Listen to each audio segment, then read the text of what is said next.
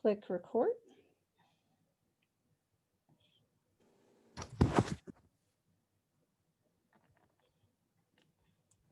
Okay. Good morning, everybody. My name is Gretchen Noah, and I'm president of the Smith-Lemli-Opitz Foundation. And on behalf of the board of directors, I want to wish you all a good morning and welcome. The Smith-Lemli-Opitz Foundation wants to welcome all of our families attending today's presentation by Dr. Ellen Elias. A few housekeeping items before we begin, especially for those who are maybe new to the Zoom platform.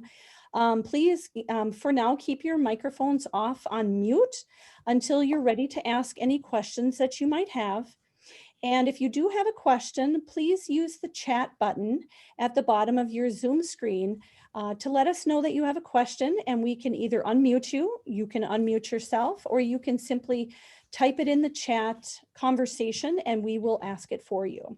If we do get lots of participants, and it does look like we have them, and you want to only see the speaker, you can adjust your view to speaker instead of gallery. But Dr. Elias will be sharing her screen so that you should be able to see the presentation. And if you can't, please let us know within that chat. Dr. Elias graduated from Princeton University with a degree in chemistry with honors. She attended New York University School of Medicine and did her pediatric residency at Johns Hopkins Hospital in Baltimore, Maryland. She did her specialty training at Children's Hospital Boston, and she is board certified in pediatrics, clinical genetics, and neurodevelopmental disabilities. Dr. Elias is director of the Special Care Clinic, a unique program which cares for almost 4,800 children with special medical complexities. The SCC offers a multidisciplinary approach to these complex children, including a team of physicians, nurses, and dietitians. Dr. Elias is also actively involved in clinical research.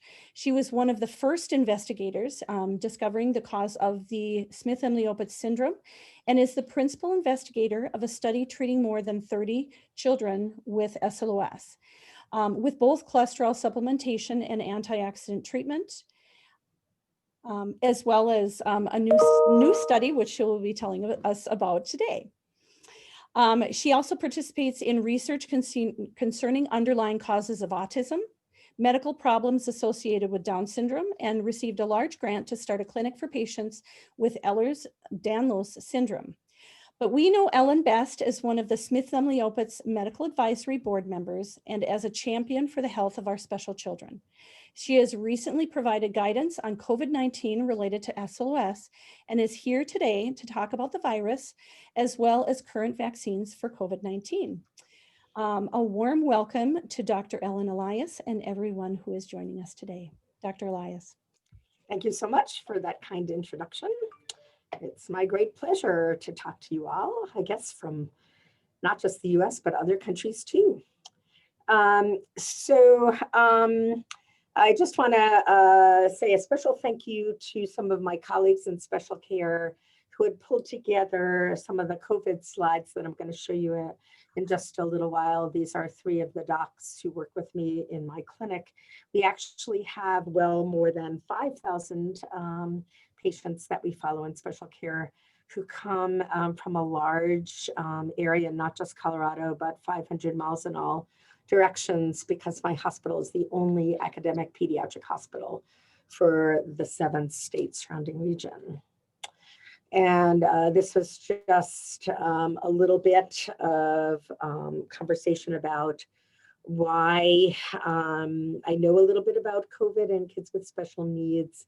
So we have many children with very complicated underlying diagnoses we follow in special care clinic.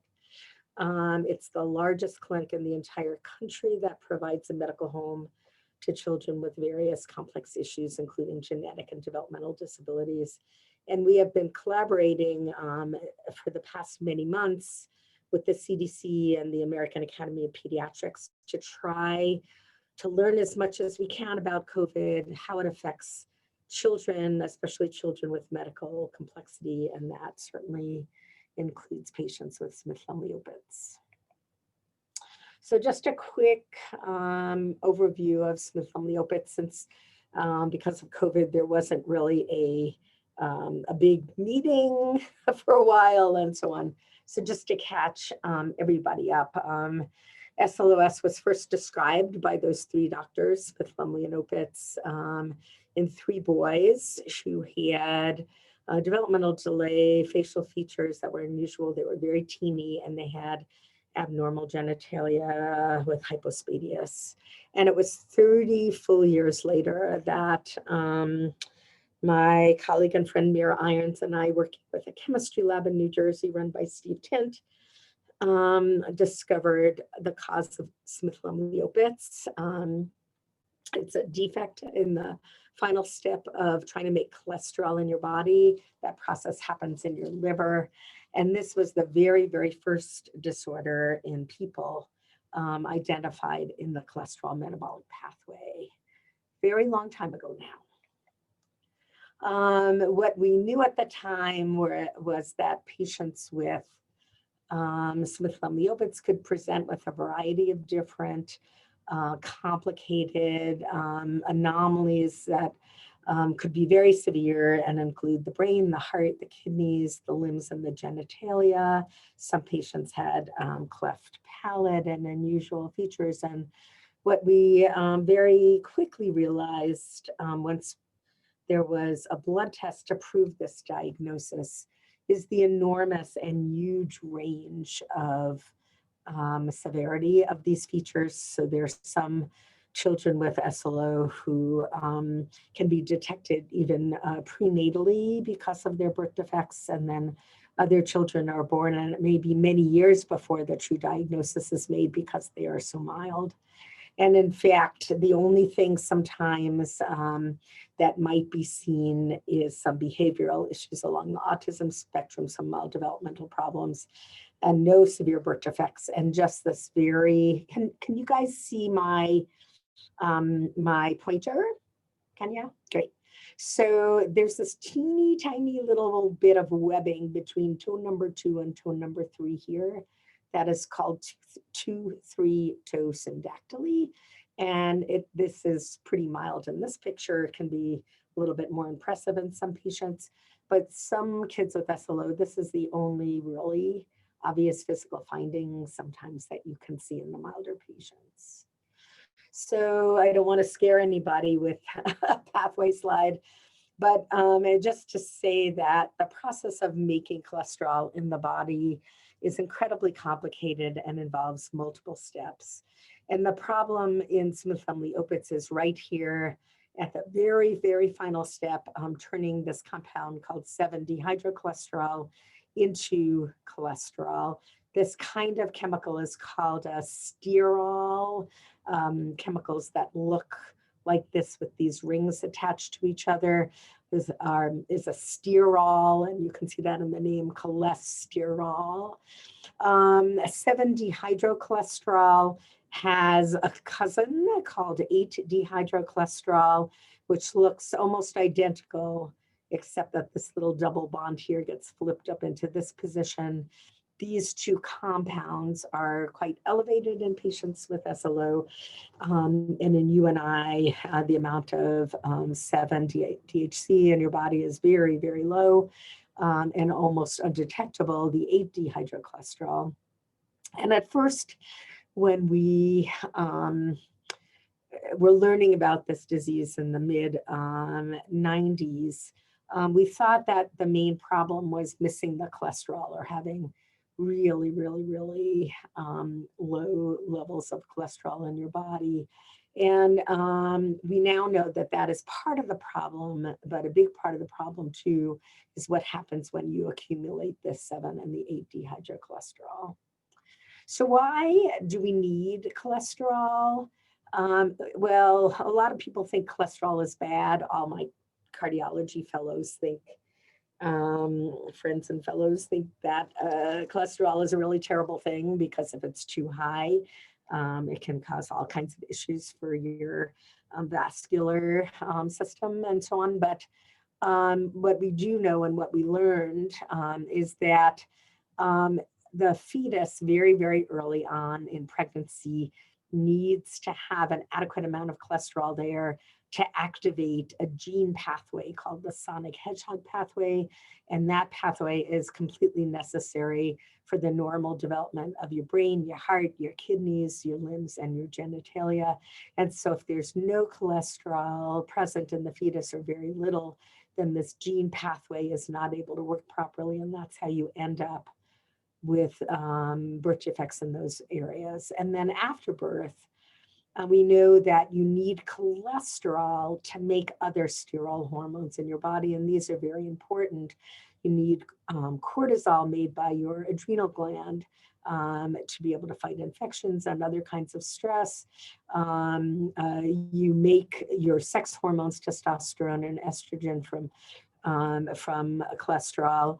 And then there are these compounds called bile acids that live in your intestine, and you need them there to absorb fats in your diet and to have healthy nutrition. We also learned about how important cholesterol is in the outside of all the cells, the membrane of all the cells in your body. And if the cholesterol is very, very low, then many, many cells, especially those cells that turn over very, very rapidly in your body, and you're trying to make new cells all the time, if you don't have enough cholesterol to make a good membrane, those parts of the body with rapid cell turnover get into trouble. And those parts of the body, it's pretty much everywhere, but particularly the back of your eye, the retina, your skin, your GI tract, are areas in your body where you need lots and lots of cholesterol in order to make new cells. And we know that the white matter of the brain, called myelin, the central nervous system is what CNS stands for. So the white matter of your brain, 1/4 of that is cholesterol. And so if you're very cholesterol deficient, your brain is not able to function properly. And what about the accumulation of the 7 and the 8 DHC? We found this out a little bit later than we figured out about the cholesterol deficiency itself. But what we learned about these precursors is that it can cause all kinds of significant problems for a person who has very high levels of 7 and 8 DHC. So it gets stored in your body and can cause disease, particularly in the liver. It can cause cataracts in your eye. It contributes to some of the significant skin issues that patients can have, where their skin is very, very sensitive to the sun and you can get easy sunburn. It can cause very severe degeneration of brain cells and cells in the back of the eye, and cause, therefore, retinal dysfunction. And how we believe it does that is that a chemical process called oxidation happens much more easily to the precursors than it does to cholesterol itself.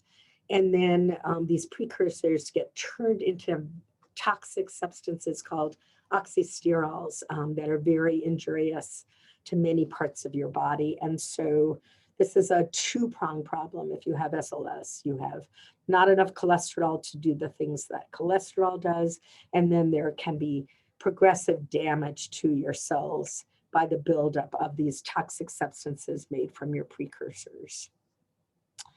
So that's just a little bit of a backdrop to Smith-Lemli-Opitz. And then I wanted to sort of switch gears for a second and talk a little bit about COVID and how that affects pediatric patients. So children are different than adults, and particularly as regards to COVID. So what we thought at first, before we learned otherwise, is that we thought children were going to be kind of immune to COVID and not get into trouble with it. We thought that at first. We don't think that anymore. Although it is true that young children tend to have more mild symptoms with COVID, so that they can be infected and infectious and bring the virus home to other people at home, but have very few symptoms themselves, or might just have a mild cold and that's it. Whereas their parents and their grandparents might get much, much sicker with the same virus. And then what we started to learn as the COVID pandemic continued in the spring and through the summer is that we started to see children who became ill with COVID. So not every child was immune.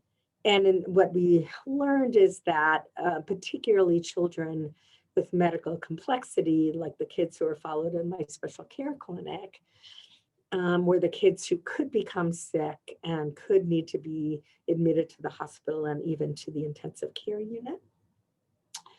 And we also discovered when we did a sort of deeper dive into that, that there were certain underlying disorders that made children more vulnerable to COVID than a healthy child might be. And so those disorders included disorders affecting the heart and the lungs and people who had other chronic issues. So certainly patients with Smith-Lemli-Opitz can have cardiac problems. They can have nutritional disorders, which make them have a harder time fighting off infections in general. And so theoretically, it's definitely true that kids with SLS have the potential to be sicker if they do get COVID.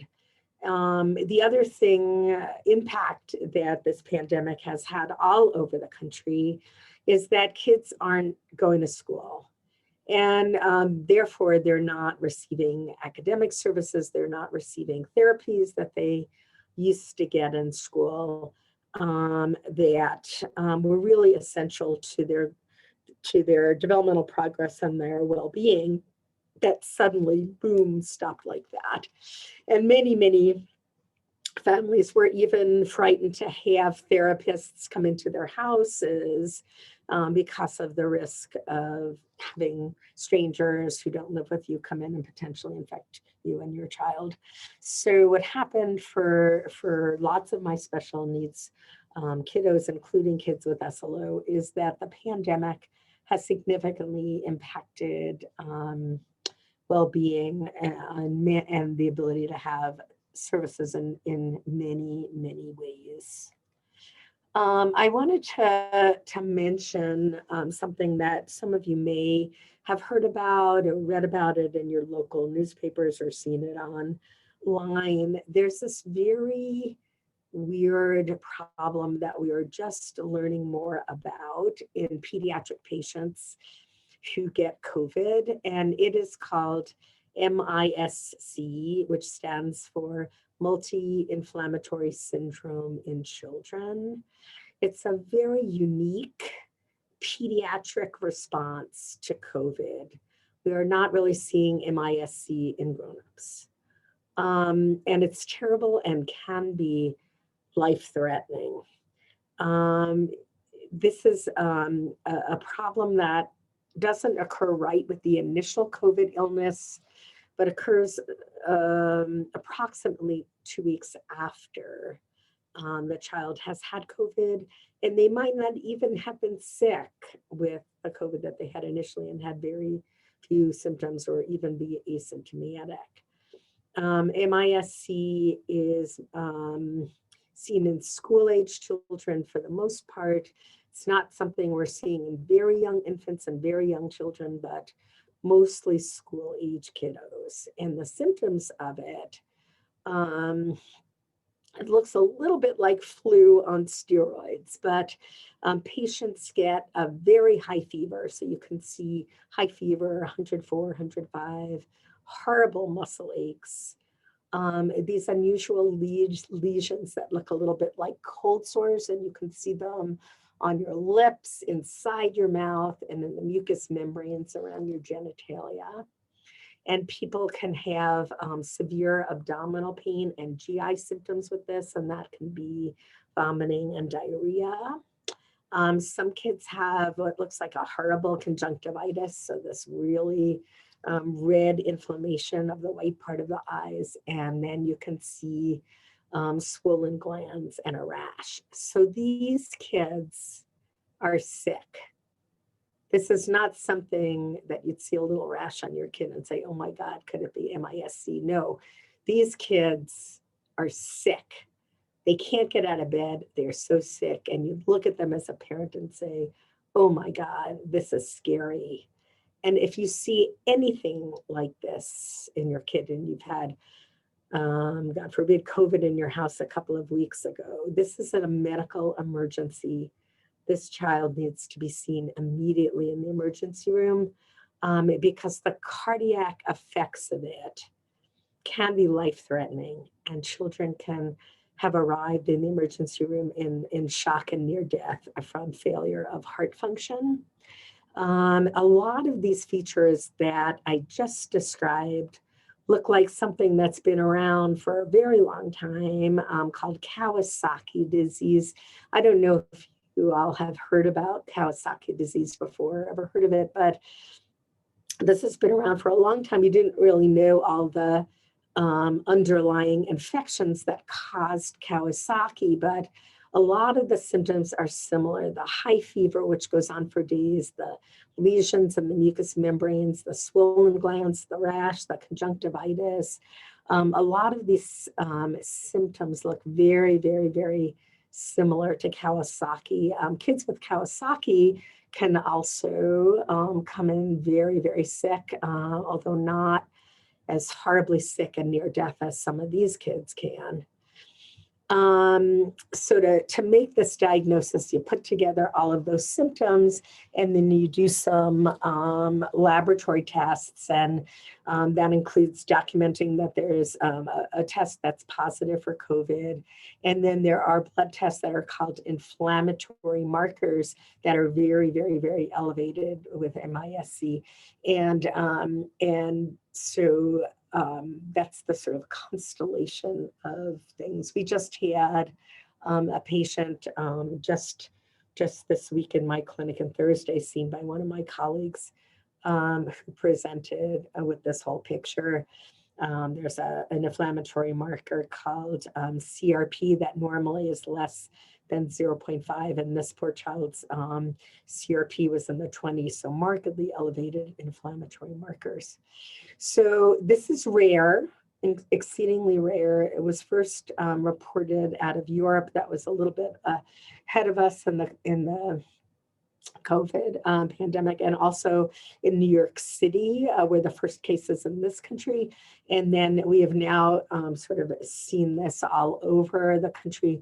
But again, compared to the number of patients who actually, pediatric patients who actually get COVID, the number of patients who go on and develop MISC is rare. And there's just no data, there's no published information anywhere about whether patients with Smith-Lemli-Opitz might be more vulnerable to MISC. We really don't understand all the underlying causes of being vulnerable to this. It's such a new thing.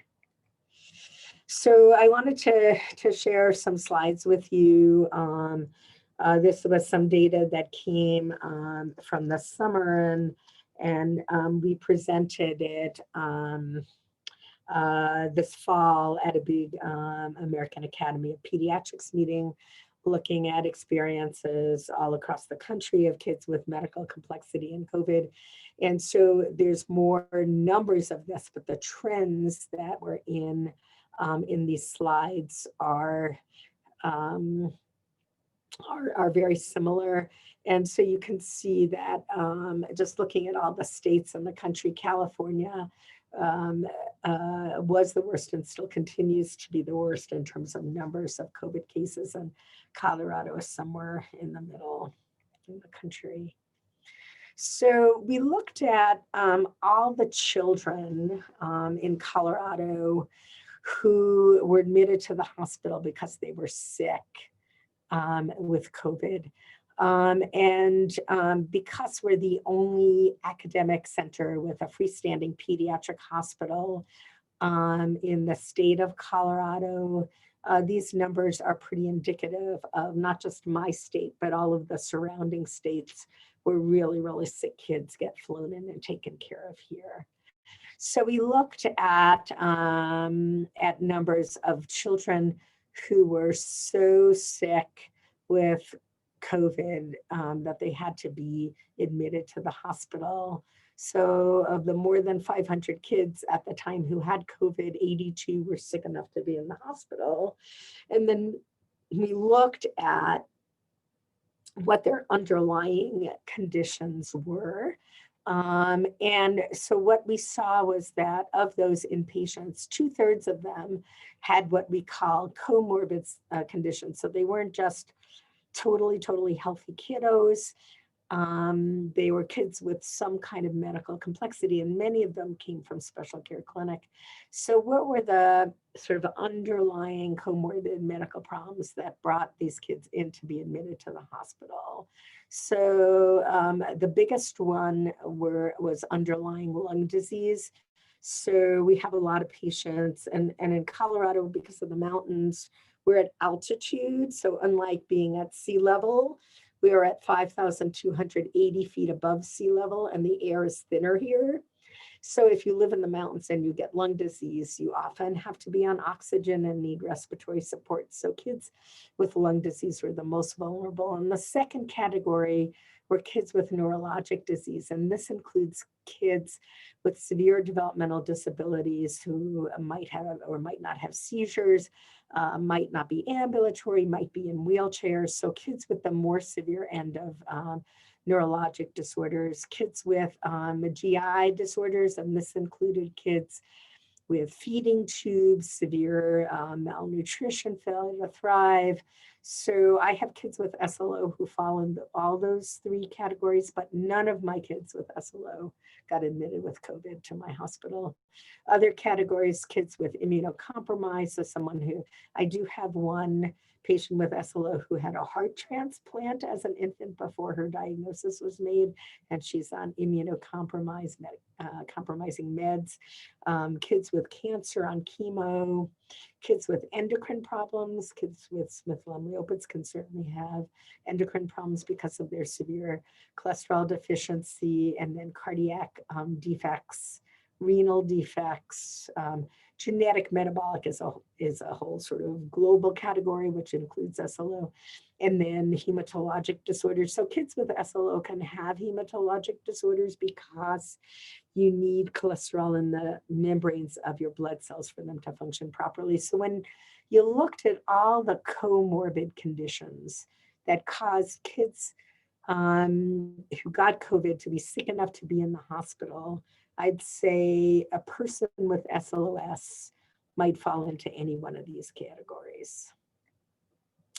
When we looked at the age of the patients who got admitted, the vast majority of these kids were in the sort of school age or preschool age range. Very few were in infants or young kids. And then we have a special program in our clinic where patients who have very complicated things, once they get older into their young adult years, it's very hard to find physicians in the community who are comfortable caring with these really complicated patients.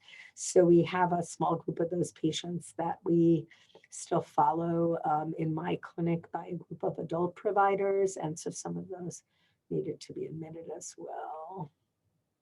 So what was interesting to me was actually looking at, even though they were sick enough to need to be in the hospital, how sick actually were they and what kind of support did they need when they came into the hospital. So interestingly, only half of the kids needed respiratory support, and even though we live up at altitude here in Colorado.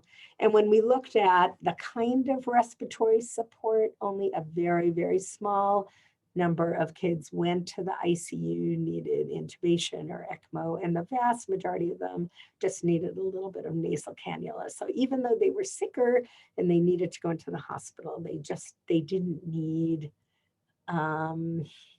massive amounts of support. This is different, right, than adults that you've heard about who get COVID, who end up in the ICU and can't breathe at all and need to be intubated the vast majority of the time if they're sick enough to be in the hospital. So kids are different and more mild. So when we looked at all of the beginning, the sort of first half of this pandemic in my state, there were a total altogether of 4,000 pediatric cases, but only one death in our hospital, who was a girl with severe, a brain tumor and severe immune disease. And in our state, up through the midsummer, there were only 3 COVID deaths in children younger than 19. None of those kids with SLO. So I mentioned some of this within the context of those other slides about what about the overlap between Smith-Lemli-Opitz and COVID, and what makes kids with SLO be even more vulnerable and maybe difficult to help and care for during this pandemic. So access to medical care and support has definitely changed during the pandemic. At the height of the pandemic, our clinic was closed except for seeing sick patients who had respiratory issues, but all of the sort of well kids that I was following, I was seeing via telehealth. And because of licensing issues, I can only see patients who live in Colorado or who are follow-ups from Wyoming, but none of the other states in the country. And I have lots of patients all over. I can't do telehealth on out-of-state patients. So that really restricted my ability to follow kids. And, you know, when you're doing a telehealth visit, you all probably had them already over the past year. It's really, really hard. You can't get vital signs. I can't give flu shots or other vaccines. I can't really see findings very well. I can't listen to the lungs. And it's hard to get good weights at home sometimes. A lot of my patients are on many, many medications, and they see lots of specialists. So all these different specialists prescribe different medications. And then it's very hard to put that all together and do what we call a medication reconciliation, and to look at the big picture. Some of my patients are, they're on 20 meds or more. I have 1,500 people in my clinic who are on 10 meds or more. And if those meds are prescribed by doctors who are not in my electronic system, so I can't even see the records, it's really, really hard to know sometimes if somebody's on a medication that might not be safe for them due to their underlying disorder, and be able to really let patients know that. I already mentioned earlier that a lot of the hands-on therapies just came to a screeching halt because of people's concerns of going to a center or having someone come in their home and not being able to go to school. And so a lot of those supports are critical to many of my patients, and they just stopped. And then it's super hard to get just basic lab tests that I like to do to measure.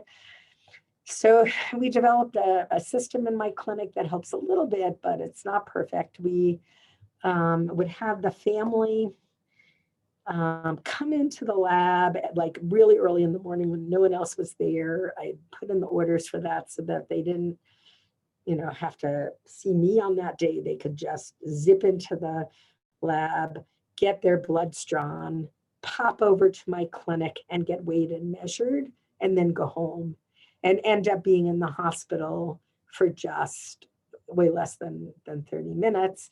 And then the next day I could do a telehealth visit.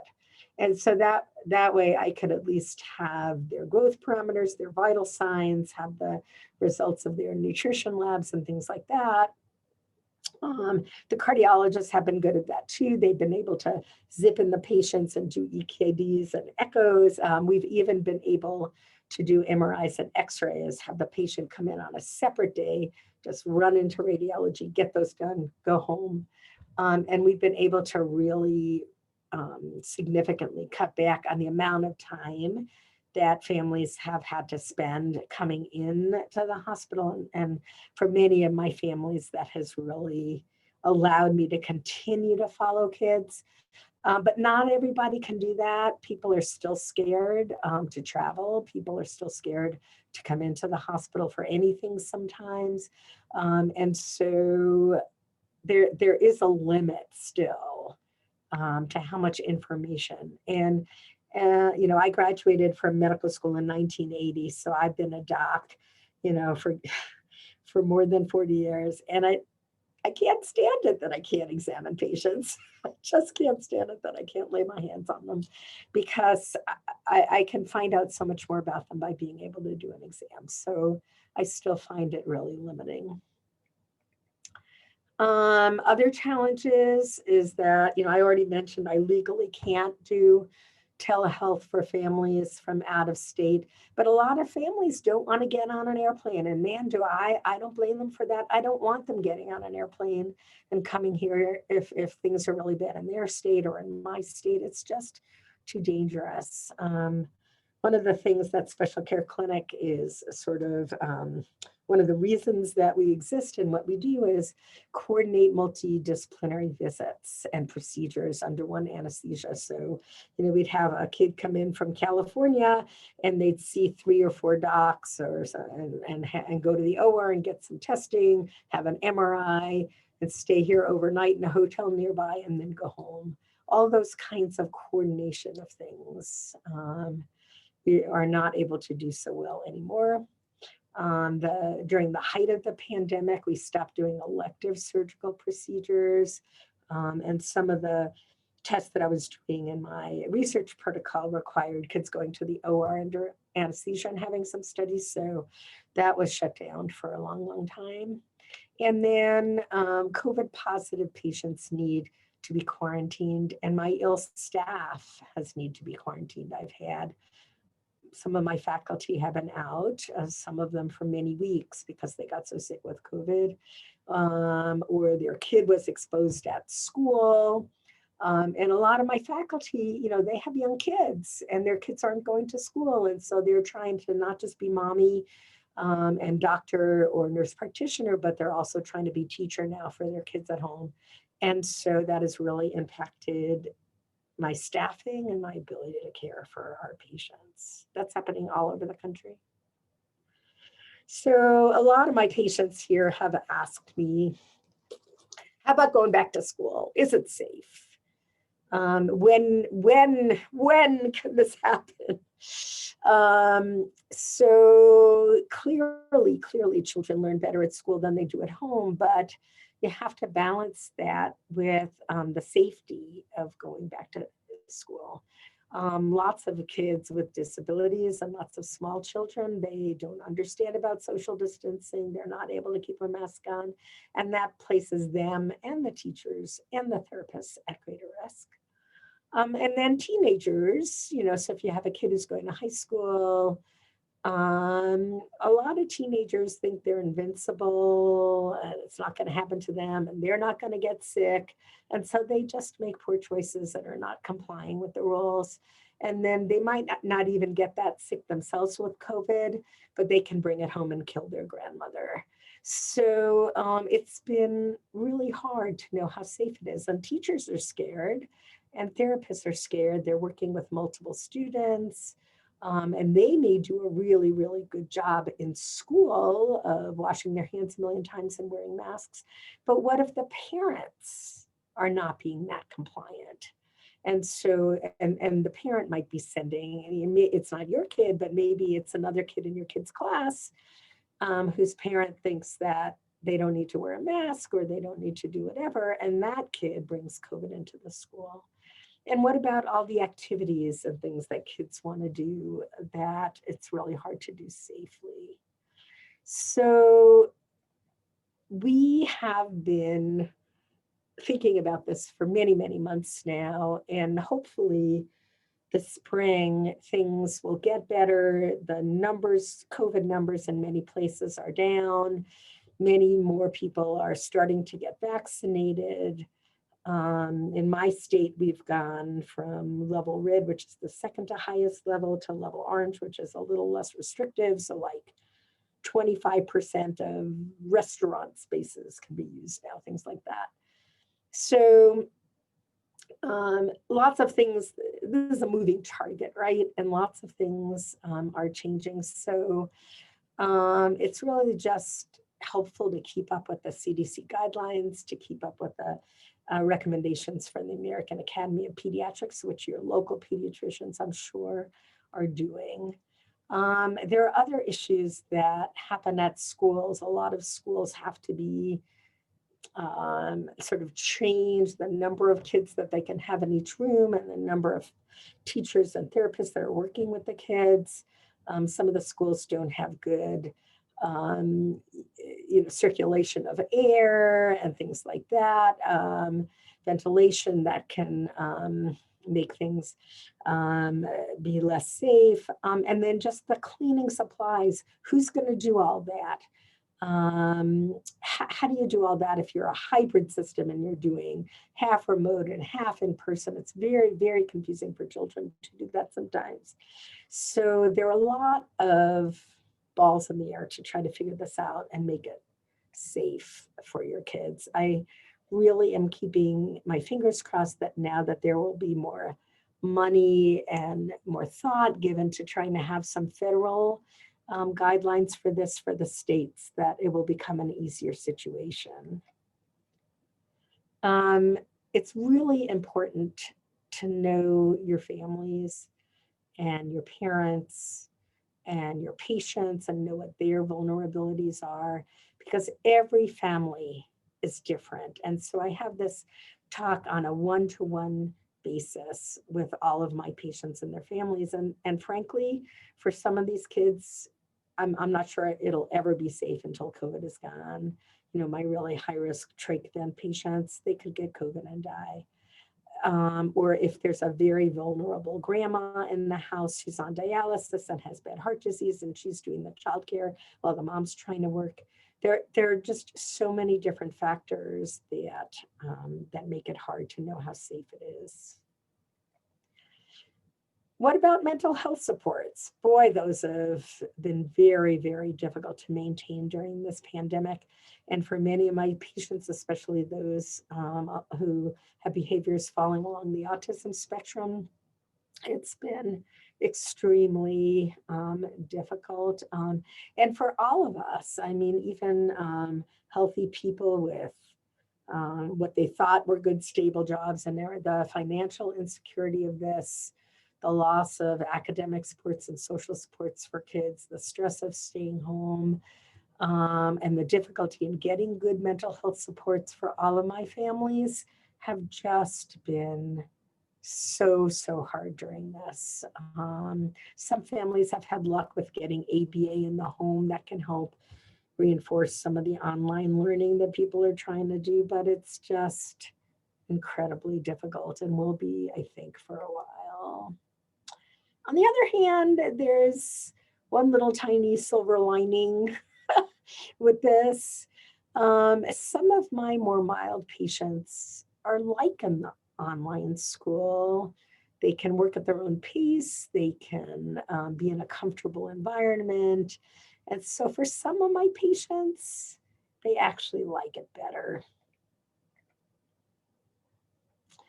So what's a little bit different from pediatric patients with Smith-Lemli-Opitz and adult patients? So some of the unique issues in pediatric patients are the feeding and nutritional issues that happen in a growing child. And those can be really severe in kids with Smith-Lemli-Opitz and can really impact your ability to fight infections. And then developmental concerns require a lot of outside interventions with teachers and specialists and therapists and so on. And so that can make it more challenging. And then I already mentioned that the MISC is a very severe disease and kids with SLOS are as vulnerable as any other pediatric patient, but there's absolutely no published data at the moment. So, and I talked a little bit about some of these challenges. My families just don't want to come here. They can't travel. The services are online and you can't get good academics. You can't get good data. You can't follow meds. And then a lot of my parents have severe financial challenges because they can't work and take care of their kids at the same time. And the no school thing is probably the biggest challenge of all. So what about vaccines? So we live in the modern medical era. And so with modern technologic advances, a miracle, really a miracle happened, that in a very, very short period of time using brand new genetic technologies, vaccines were able to be developed and expedited in a way that never, ever has been seen before in the entire history of vaccination. So there are currently 2 forms of COVID vaccine that have been given emergency FDA approval. One is made by a company called Pfizer, and that vaccine can be given to people who are 16 years of age and older. And then the Moderna vaccine can be used in patients 18 and older. Both of these vaccines require 2 doses to be fully effective. And the studies that were done, the Pfizer was 3 weeks apart, the Moderna was 4 weeks apart. The CDC just came out with a new rule at the end of this week that you can stretch out when you can get the second dose if there's an emergency and you can't get that second dose in time. Not to panic, it will still work if you get it at 4 or 5 or 6 weeks later. But we don't really want to do that because the studies showing the efficacy were really done in these timeframes, 3 and 4 weeks. And so there's no vaccine currently approved for children, none, who are younger than 16, no matter how complicated you are. So the new technology that was used is using messenger RNA that helps your body develop a response to a protein on the surface of the virus called the spike protein. This is a new kind of vaccine. This technology wasn't available 5 years ago, but there's a lot of questions and a lot of things we just don't yet know. So you have to go get flu vaccine every year, right? You got it last year, but that's not protecting you from this year. Are we going to be the same with COVID vaccine? Are we going to need to get a new one every year? We have no idea. We just don't have any idea because the studies haven't happened long enough to know how long your immunity lasts. And what happens when this virus mutates, which it already has, and it will further, because that's what viruses do. So everybody has heard of the new UK variant, which is much more contagious and may be more virulent. We don't know that. Well, when viruses mutate, the part that mutates is the genetic material inside the virus, not the cell surface proteins usually. So at the moment, the spike protein to which these vaccines are made is not changing.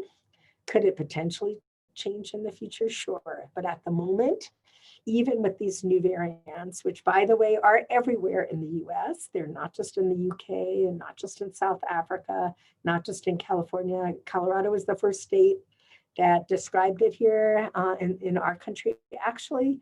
And that's because you need a special genetic test to look at the genetic code inside the virus. That's not the COVID test that you all get if you're sick.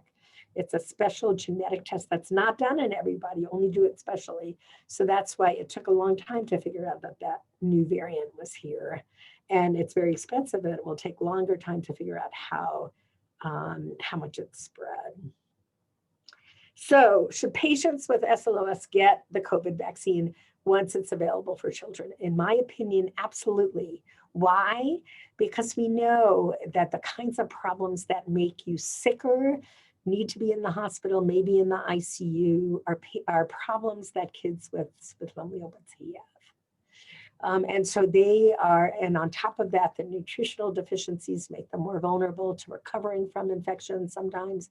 And so if there's a way to protect kids, just like all the other vaccines that they should get this one too.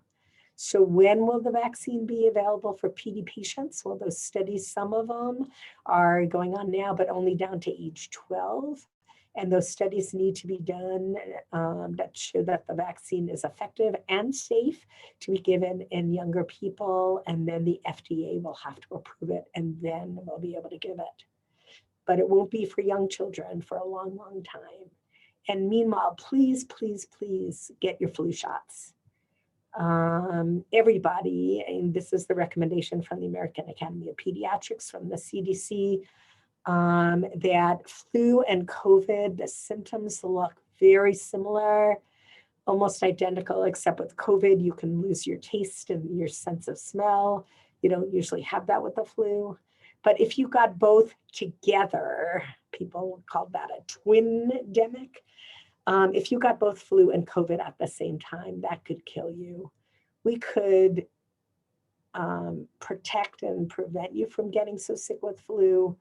And while we can't quite do that yet for everybody for COVID, we can do something, and that's get your flu shots. And here is my last slide. And just a few sort of overriding thoughts. Kids with Smith-Lemli-Opitz are extremely vulnerable children. That doesn't mean they have that they're immunocompromised, though. They've had cancer, or they've had an organ transplant and they're on special meds, then they might be immunocompromised. But immunocompromised is a sort of different definition, different from being fragile or vulnerable. There's no data anywhere, nowhere, that this new vaccine would be particularly dangerous for patients with Smith-Lemli-Opitz. And there will be new vaccines released in the future. There's a vaccine that we think will be out within the next month, made by Johnson & Johnson. And what's awesome about that vaccine is you only need one dose, not two. And it doesn't have to be stored at such low temperatures as the first two vaccines. So it'll be much more easily available to disseminate out to more rural areas, to other countries. It'll be easier to ship. And then there's a form from Astrazeneca from England that will be available at some point over the next few months too. So there will be more vaccine available over the next months that will be able to protect our country and help us emerge from this horrible pandemic. So that's my very last slide. I am happy to go back and do a deeper dive into any of these issues or answer any further questions about COVID or the vaccine. I can keep screen sharing, or I can take it away. What would y'all like me to do? I'm not sure if we want to take away the screen sharing. Okay. Somebody asks about a specific question related to a slide, and then you can go ahead and go share back your screen again. Okay, I'm happy to do that. All right, questions, people. Kaylee, I've unmuted you. Go ahead. Yeah, sorry. Hi, everyone. I think the best way to do this is probably to, if you have a look in the top right of your screen, it will have the 3 buttons with more, and you can raise your hand. I think that's probably the best way and probably most easiest way to ask questions. I have taken some notes from the chat, so I can ask any of those questions that we haven't already asked Dr. Elias at the end, but I can't see everybody at the moment though, Gretchen, so. Yep, I still see, Ellen, if you want to stop sharing your screen, then we can see more people and see that their hands are raised, because I can't see anyone's hands. Okay, so I can always go back and share it again. Why don't I take it away and And then I can just talk to people, and I can go back at any time if you need me to. But now now that I've taken that away, I can go in and see the chat. So can everybody see where you raised your hand under the More button? I think Carolyn's got it. I can see her. Yeah.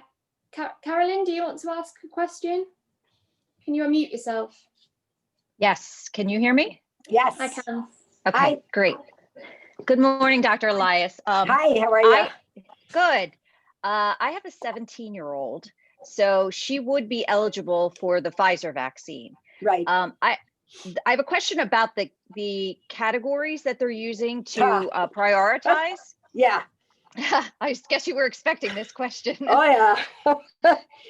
So I'm in Pennsylvania, and they recently opened 1A, the category 1A, to people over 75 years old and for people with a list of conditions that would make them particularly vulnerable. One of those conditions is Down syndrome. Mm-hmm. And I'm wondering if you have any insight as to whether our children's syndrome would be similar enough to Down syndrome that would allow them to fit into that, priority category, and maybe how we go about getting proof of that. Because when we're registering for the vaccine, you can only check off a category. Right. My thinking was, is Down syndrome similar enough that I could check that off? And, Nope, you can't. Okay.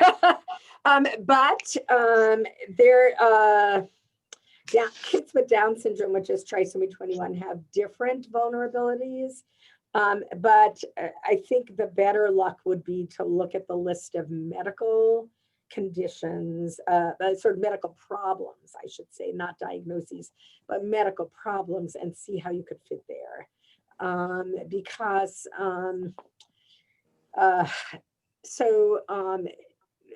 The tricky thing about this is that what are called 1A, 1B, 2, and all of those things are sort of different state to state, okay? So for example, in a number of states, 1A meant the following: people who are frontline medical workers who are taking care of sick COVID patients, taking care of them in the hospital or in the emergency room, plus elderly people in nursing homes. That was 1A in my state and many other states, because those were the people who are most vulnerable. And then 1B, I'm 1B, okay?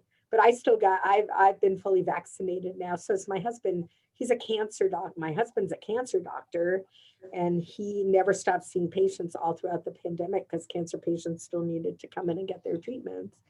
But he sees patients face to face, as do I. And so 1B was medical providers who see patients face to face, ambulance drivers, people who are actually seeing people face to face who potentially are sick with COVID. That's 1B in my state. What my state did is expand the 1B to include people 70 and older and teachers.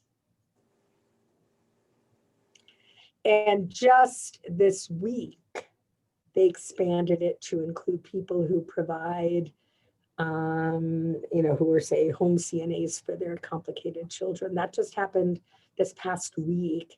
And it's not every agency. It was tied to certain agencies that kind of made special deals with the adult hospital across the street, that they're providers that included nurses, and parents who were CNAs could go in and get their shots. So depending on which state you're in, the rules have been very different. That's been part of the frustration with all of this, without having sort of federal mandates to sort of give people guidance on what to do. Every state was out there on their own, making their own rules.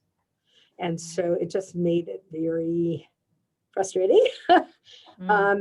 What we have been doing in Colorado, the people from my program, is we have been working with the state of Colorado, because in my mind, an 18-year-old who is on a ventilator or has very severe respiratory or cardiac disease, because of their underlying genetic diagnosis, is a much more vulnerable patient than a fairly healthy 65-year-old with no medical problems.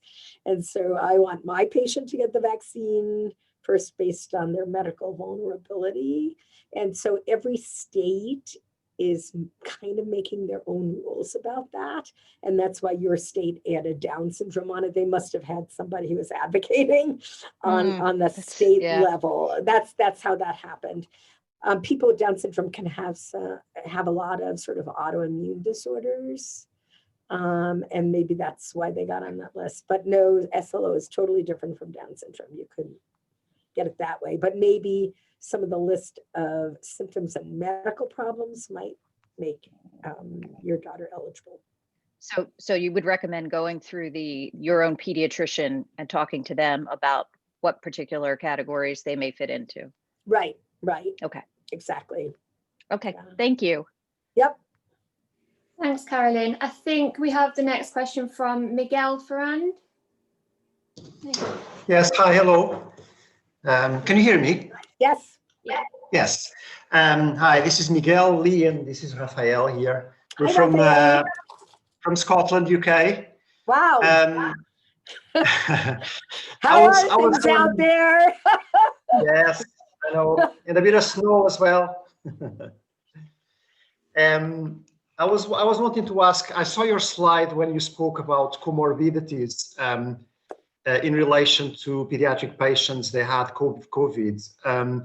And right on top, you mentioned GI problems. Now, I was curious to know if this is a vulnerability as a result of years of problems with feeding and therefore a sort of a weaker system to fight disease, or if GI problems as pre-existing on the body are a sign that other mechanisms might not be 100% to fight disease.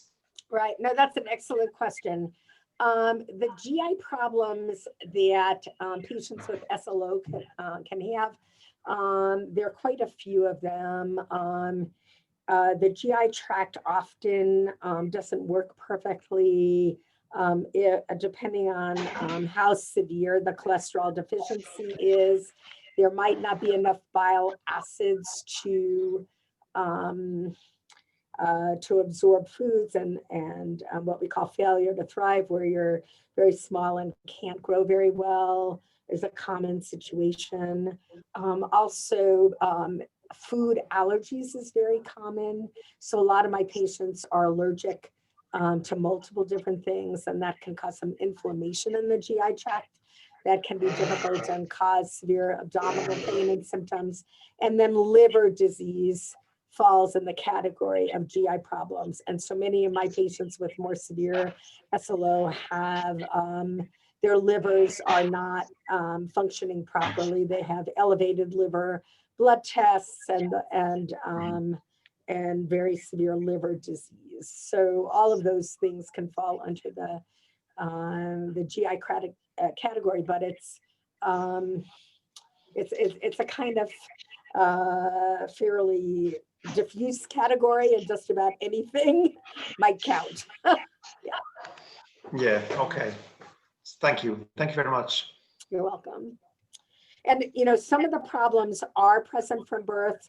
So for example, the most severe patients with SLO that I have who were not able to survive and died during early childhood died of very severe liver disease that can be present at birth. But most of the kids don't have that. Most of the kids have more mild issues that evolve over time.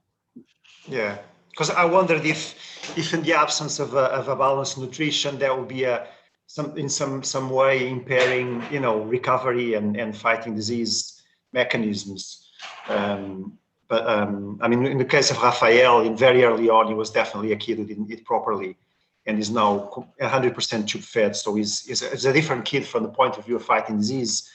But I always wondered if there is a mechanism as a result of Slos, the cause of these GI problems that also causes other deficiencies that in the case of something like COVID would then be affected. Yeah, and of course, every patient is so different in Yes. terms of the problems they have and what the severity of those problems are. It's hard. Okay. Okay, thanks very much for your time. You're most welcome. I think we have the next question from, is it Kathy B? I think you had your hand up. No?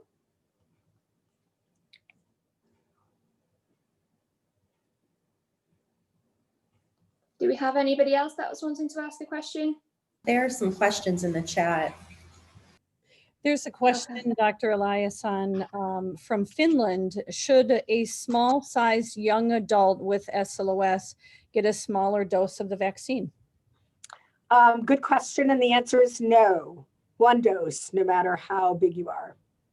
The only thing that I don't know right is that even a small adult size person with SLO would still be big enough to get, say, the dose good for a 16-year-old, which is the same as an adult dose. What we don't know yet, because none of this data has been released, are any studies they're looking next at kids from the ages of 12 to 18 to prove safety and efficacy. So those are the next studies that have been released. And I'm not aware of any studies looking in very tiny children. Now, if you look at the flu vaccine, we don't give the flu vaccine until you're older than 6 months. And then we give a smaller dose until you're 2 years old. And then anybody 2 years old and older, so it's age-based, not weight-based, gets the adult size vaccine. So I have no idea if COVID will turn out to be something similar to that. That's going to be months down the road. So the related question then, it sounds like you've answered. Another had a son who is 80 pounds, but 32 years old, and wondered about the safety to get the vaccine. He's scheduled next week. So that seems right. Get it? Mm-hmm. Yes. Okay. Just relating to the flu vaccine as well, somebody else had a question. You'd stressed in the presentation that the importance of getting the flu vaccine in addition to the COVID vaccine. Are you able to comment on the recent recommendation from the CDC to not get the flu and coronavirus vaccines at the same time? Yes, thank you. That's a good question. So the recommendation is to not get any other vaccines and the COVID vaccine at the same time, because that has not been studied, how your body would react to trying to develop immunity. So people, I had the vast majority of my patients in my clinic, almost 90% of all of our patients in my special care clinic were vaccinated against flu by October. Okay, so we wanted people to get their flu vaccines in the fall. Turns out flu has been very, very mild here. That's been another silver lining of COVID, is that no one's going out, no one's going to school, people are wearing a mask. And so who are you going to get the flu from, right? So we haven't seen a big flu epidemic here yet where I live, but that's not to say it's not going to boom, come and explode once some of the restrictions for COVID get lifted and kids go back to school. So that's why we want, if you have the opportunity to get your COVID vaccine, get that first, and then wait. I'm not sure, I think it was maybe 4 weeks after the second vaccine that you can get other vaccines, because I know people have been asking, can they get their varicella vaccine or their other vaccines? And the rule is now no other vaccine if you're getting your COVID. Okay, thank you. Mm-hmm. Are there any side effects of the vaccine that we need to look out for or worry about in our children typically? So I wanted to address something in the chat from Carla Gutierrez from Bolivia. And she said that the pediatricians say that kids first get COVID and next turns into Kawasaki disease. I think maybe what she had heard was this MISC that I talked about before. It's different than Kawasaki in some ways, although there are a lot of similarities.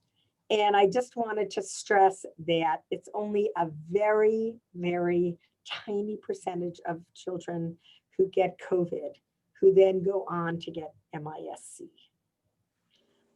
It's a tiny percentage, less than 1%. And so it's not true that kids are going to get first COVID and then it turns into Kawasaki. It's not Kawasaki. It's MISC. And it is true that the MISC comes after, a couple of weeks after the COVID infection. Thank you, Dr. Elias. Thank you. Yeah, it's very confusing and it's new. And that's why a lot of people haven't heard of this MISC. And they see all the symptoms and it's like, hey, that's Kawasaki, because it looks so much alike, but it's not. It's a little different. Yeah. Good.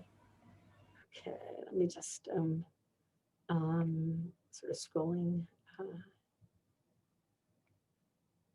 So one thing I haven't chatted about, and I should just mention, is the long-term effects of COVID. Because they are real, and it doesn't happen to everybody who gets COVID. A lot of people, they can be pretty sick. It's like having, a bad upper respiratory infection, a horrible cough and fever, and you feel really crummy for a couple of days, and then you gradually get better. And then by 2 or 3 weeks later, you're almost back to normal with maybe a lingering cough. That's a fairly typical presentation. But there is a subset of people who have lingering symptoms. So those can include really severe fatigue that can go on for many weeks afterwards, sort of trouble concentrating,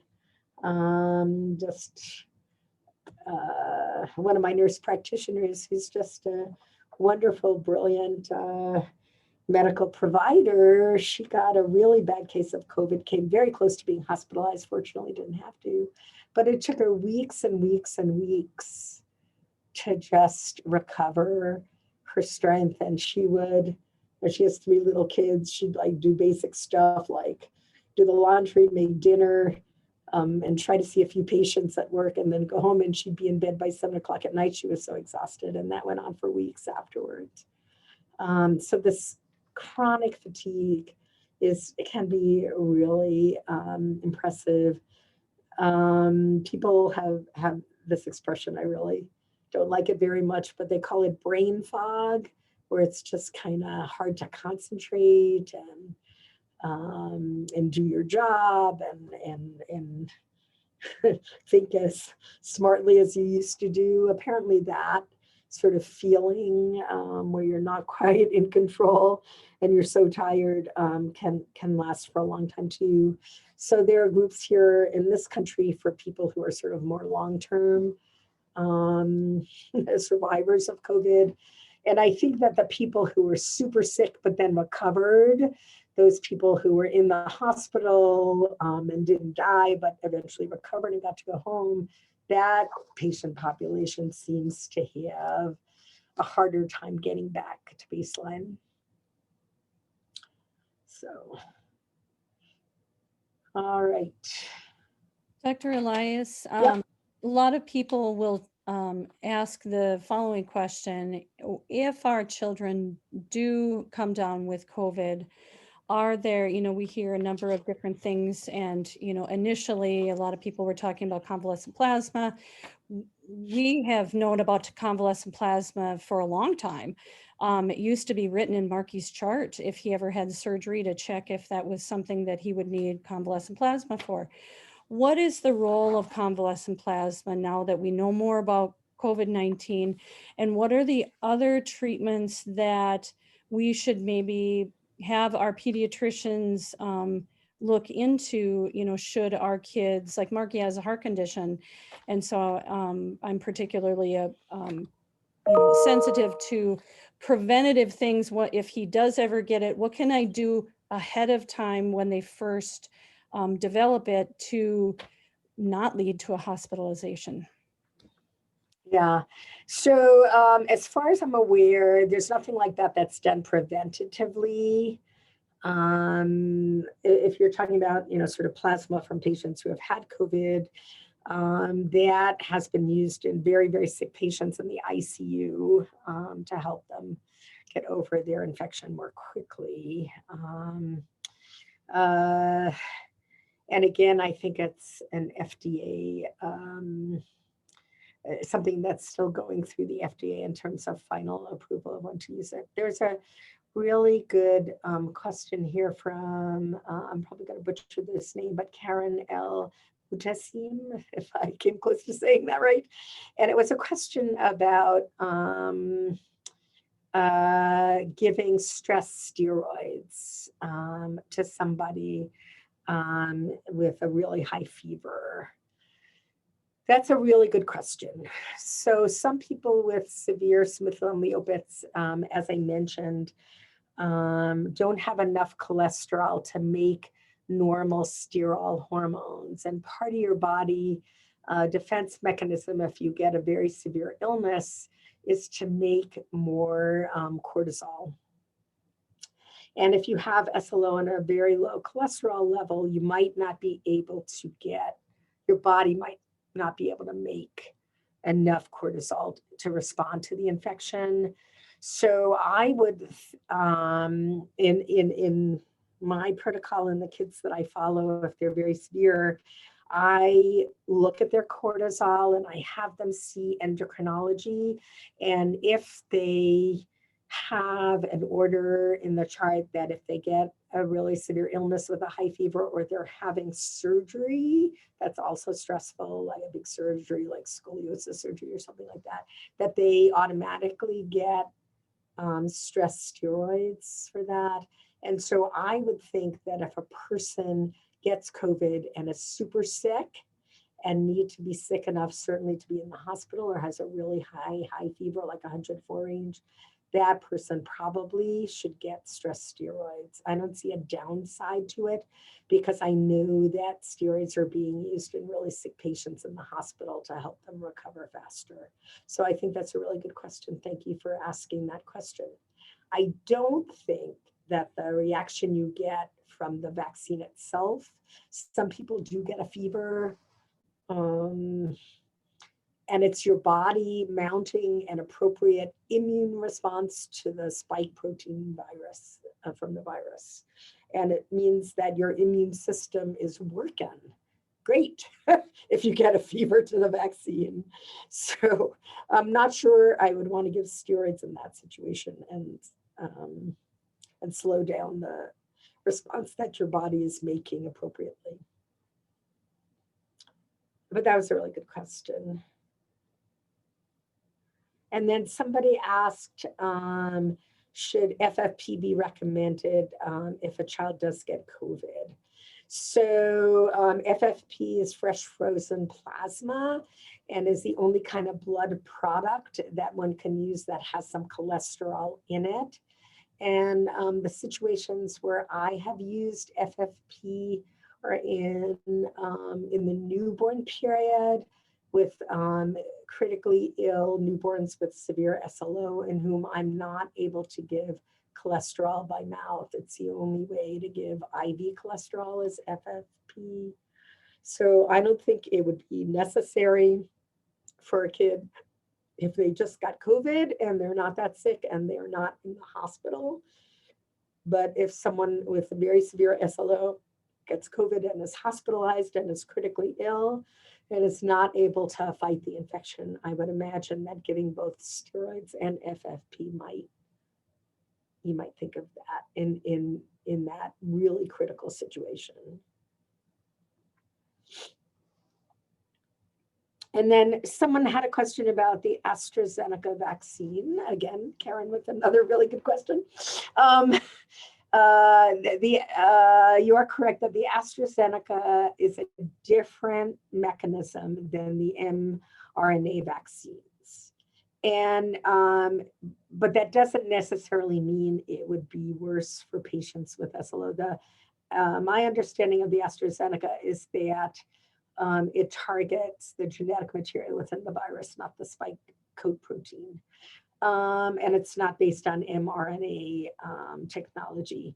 So it would be more like other vaccines that are already around. The Astrazeneca vaccine is not approved in this country yet. And therefore, I have not seen the actual CDC data. And so I don't know as much about that vaccine as I do of the others that we're currently using. But if there's something that strikes my eye about it, once there's more information about it, I'm happy to take a look at that. But to my knowledge, it shouldn't be more risky for people with SLO.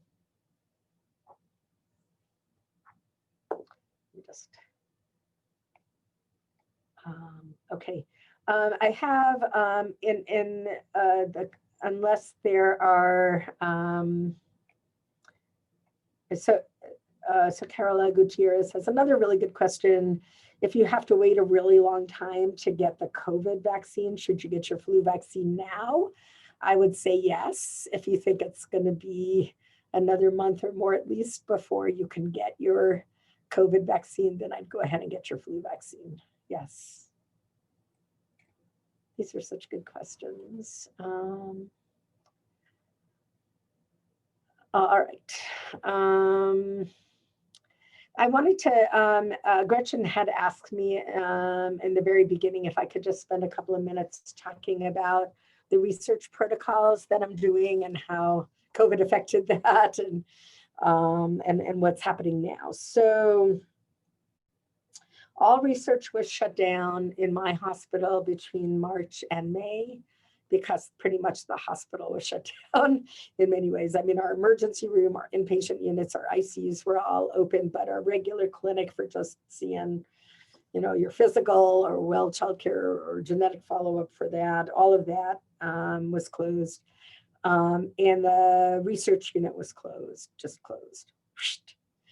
In May, the end of May and in June, we started to reactivate everything and started to see patients and in person, and the research unit was reactivated. And my protocol for SLO, since it's a research protocol, was reactivated fairly quickly. And so what that meant, I never stopped the medications for any of my patients. I just couldn't bring them in, do any labs, do any studies during the time that we were closed.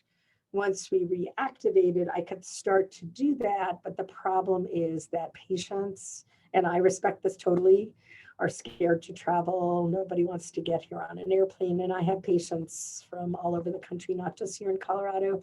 So all of those patients that would have to travel here, and even patients that have to drive 2 hours to get here, just didn't want to come, and I don't blame them. So I just didn't get labs.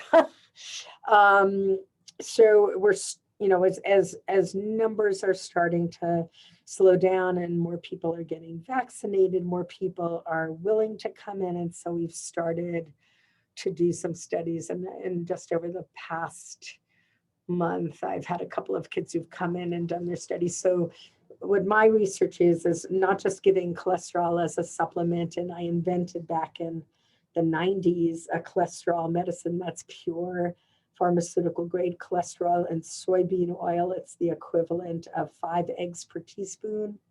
So it's very easy to get cholesterol into kids, even kids who are allergic to eggs, which a lot of my kids are. And it's liquid, so it can go into a feeding tube. So it's very, very easy to give, no side effects.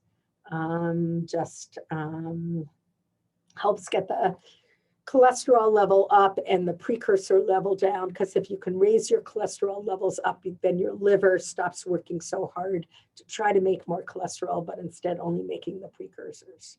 So I've been doing this since 1994, and I'm back to being able to do that again. I'm still enrolling patients in this study. I can enroll many more, and I just last month or so re-upped my annual renewal for that study, so it's still going. The second part of that study is using a special vitamin preparation, which contains about a half dozen antioxidants in it. And the purpose of giving that medication is to try to decrease the accumulation of those toxic oxysterols that are made from the precursors.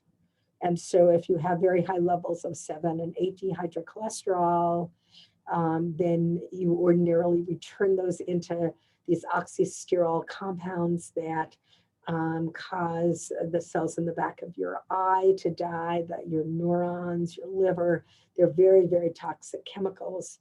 And the premise of this research part of my protocol is to give antioxidants to try to prevent the oxysterols from accumulating. And what I study with that is I look at the back of the eye, the retina, with a special retina test called an electroretinogram. And you have to be asleep for that test. So we do it in a special room and in the operating room. And at the same time so that shines light in the back of the eye and measures how fast and how robustly the retina responds to light. And if you have SLO, the retina takes a longer period of time to respond to light, and it responds much less well. I discovered this with some of my patients when I was still practicing in Boston. I've been here in Colorado now. This is my 20th year anniversary of being here in Colorado, but I brought my protocol with me from Boston. And in Boston, I had several patients who actually went blind by the time they were teenagers because of severe and progressive retinal disease. And that is why I got interested in this whole antioxidant process, because of research that was being done in an animal model that showed that vitamins, antioxidants, special ones, could protect the retina. So I look at the retina. I have an eye doctor who goes in and looks at the back of the eye and takes pictures of pigment deposits in the back of the eye, which you can see. And then at the same time, I do hearing tests called an ABR, because the hearing pathway can be similarly impacted as the eye pathway.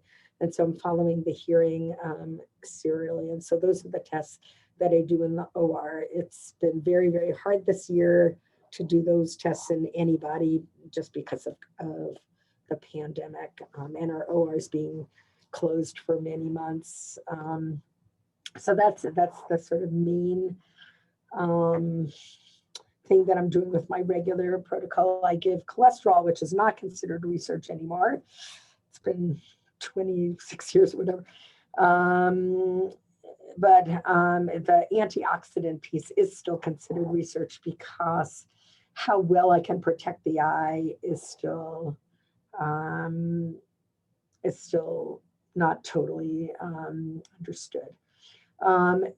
There's a new study that's been funded since 2018, but we haven't been able to do it for a bunch of sort of regulatory reasons, and then COVID just totally shut us down, which is using a bile acid called cholic acid. And back in the 90s, when I was still in Boston, I used cholic acid all the time. The medicine was available then. It's a bile acid that helps your intestine absorb fats and nutrients. So my patients who had really, really low cholesterol levels, when I gave them the cholesterol medicine plus cholic acid, I could use a much lower dose of cholesterol and get their levels up much higher. And then the company back in the 90s making the cholic acid just didn't think anybody was using it, and it's expensive to make, so they just stopped. And for 25 years, there was no cholic acid. And now a new company has picked it up and started making it again. That company is going to provide the cholic acid for free.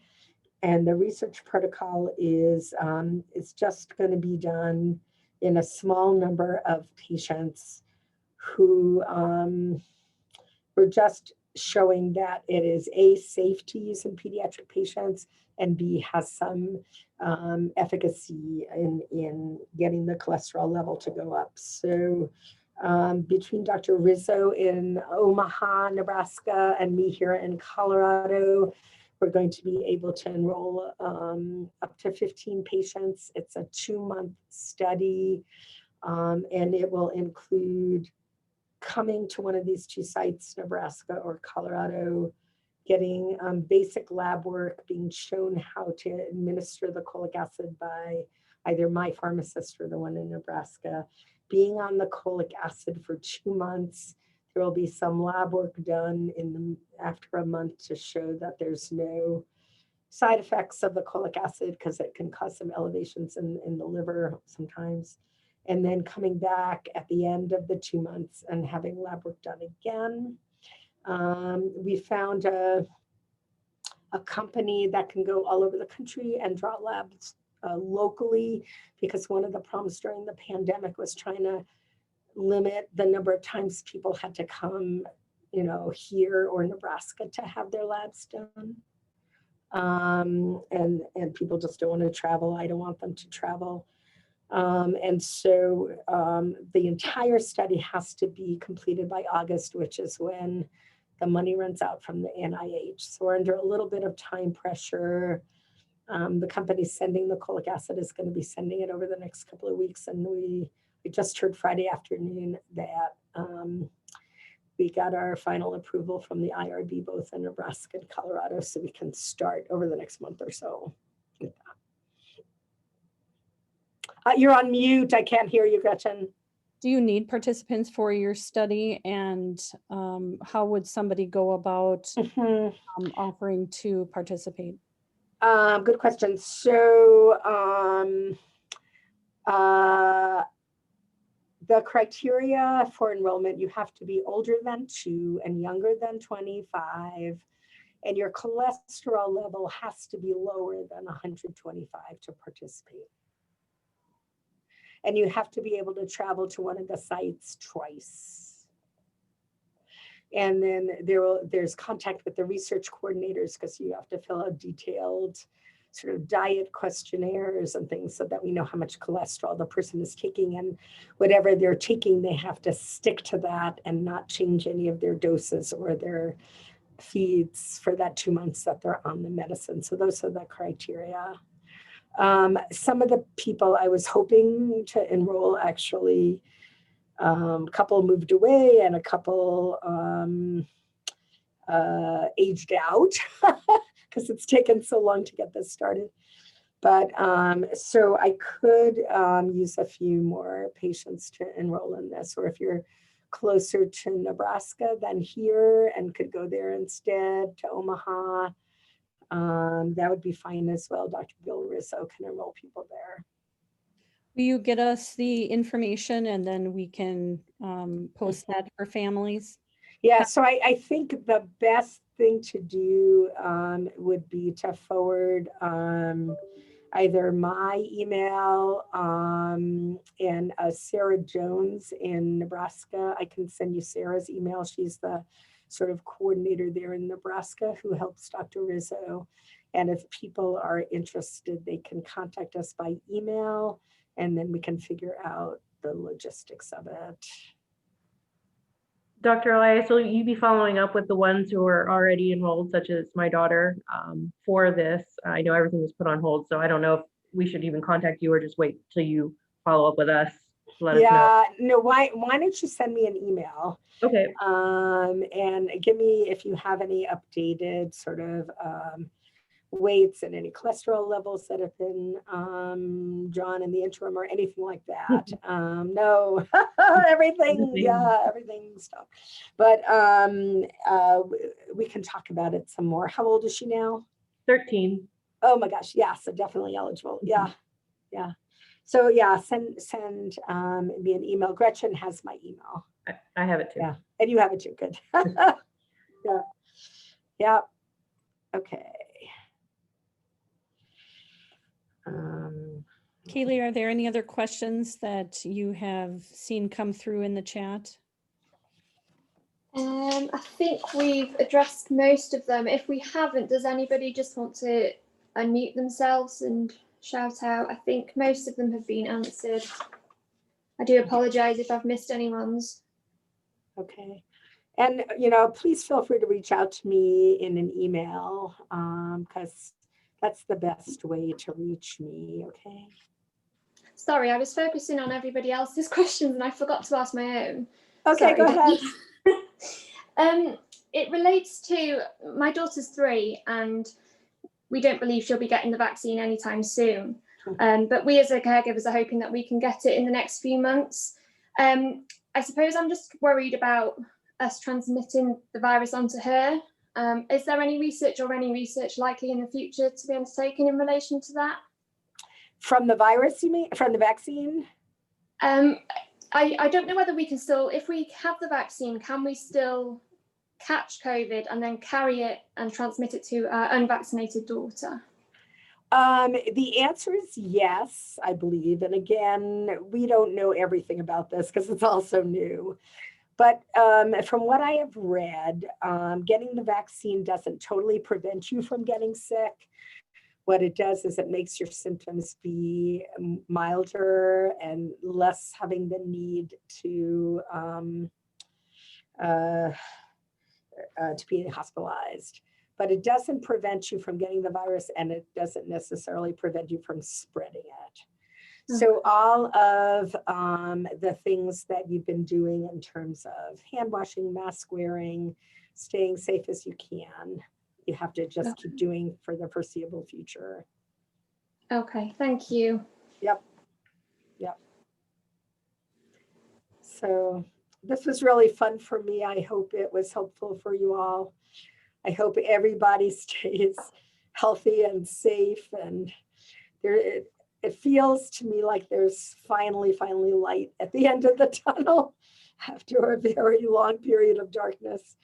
So I'm just keeping my fingers crossed that we'll all get through this okay in the end.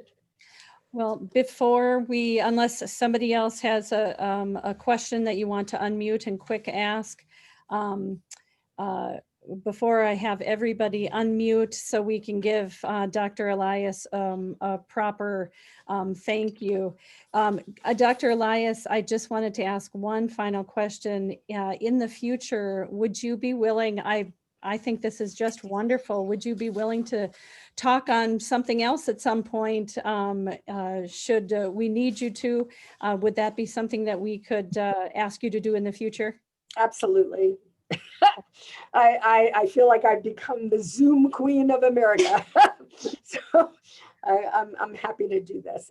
It's my pleasure. I don't know when meetings are going to start again and people are going to be able to get together. I think summer is the absolute soonest, and I can't, not even sure it would happen then, but this is a nice way to disseminate information. Well, if everybody could unmute themselves, I'd like to give Dr. Elias a very warm thank you. Thank you. You're most welcome. Thank you. Thank you. Thank you. You're welcome. Bye. Stay safe, Bye. everybody. Bye. Bye. Bye. You can come say bye to everybody. Oh no, you come. You better hurry. They're leaving. What's up, everyone? What's up? Okay, we're gonna just tell them bye. What's up, guys? Tell them bye. Say bye. Say bye. What's your all's name? Say bye. No.